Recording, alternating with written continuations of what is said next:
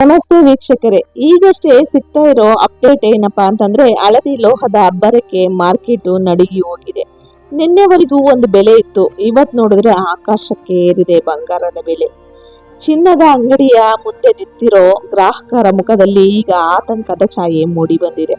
ಇದು ಬರೀ ಬೆಲೆ ಏರಿಕೆ ಅಲ್ಲ, ಸಾಮಾನ್ಯ ಜನರ ಜೇಬಿಗೆ ಬಿದ್ದಿರೋ ಬರೆ.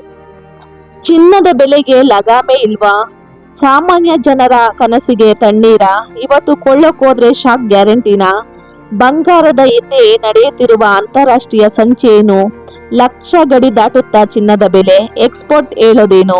ವೀಕ್ಷಕರೇ, ಯಾಕಿಷ್ಟು ಸಡನ್ ಆಗಿ ಬೆಲೆ ಏರ್ತಾ ಇದೆ ಗೊತ್ತಾ?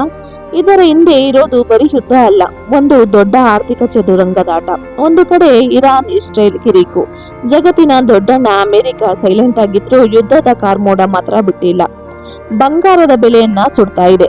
ಹೂಡಿಕೆದಾರರು ಸೇಫ್ ಆಗಿರ್ಲಿ ಅಂತ ರಾತ್ರೋರಾತ್ರಿ ಟನ್ಗಟ್ಟಲೆ ಚಿನ್ನವನ್ನ ಬಾಚಿ ಅಲೋಮಾರಿ ಮಾಡ್ತಾ ಇದ್ದಾರಾ? ಇನ್ನೊಂದ್ ಕಡೆ ಚೀನಾ ಗೇಮ್ ಪ್ಲಾನ್.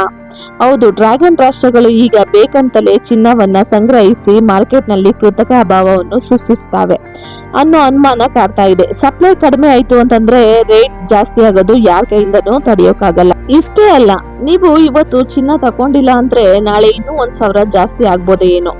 ಜನರಲ್ಲಿ ಈ ತರ ಭಯ ಕೂಡ ಕಾಡ್ತಾ ಇದೆ. ಇದು ಬರೀ ಮಾರ್ಕೆಟ್ ಅಪ್ಡೇಟ್ ಅಲ್ಲ, ನಿಮ್ಮ ಹಣದ ಭದ್ರತೆಯ ಪ್ರಶ್ನೆ. ಸೊ ಫ್ರೆಂಡ್ಸ್, ಬಂಗಾರ ಈಗ ಬಡವರ ಪಾಲಿನ ಕನಸಾಗಿ ಉಳಿದಿದೆ, ಶ್ರೀಮಂತರ ಪಾಲಿಗೆ ಶಕ್ತಿಯಾಗಿ ಅರಳಿದೆ.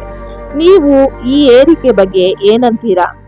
ಇದು ಹೀಗೆ ಮುಂದುವರಿದರೆ ಸಾಮಾನ್ಯ ಮನುಷ್ಯ ಚಿನ್ನದ ಅಂಗಡಿಯ ಮೆಟ್ಟಿಲು ಹತ್ತೋದು ಸಾಧ್ಯನಾ? ನಿಮ್ಮ ಖಡಕ್ ಅಭಿಪ್ರಾಯವನ್ನು ನಮಗೆ ಕಮೆಂಟ್ ಮೂಲಕ ತಿಳಿಸಿ.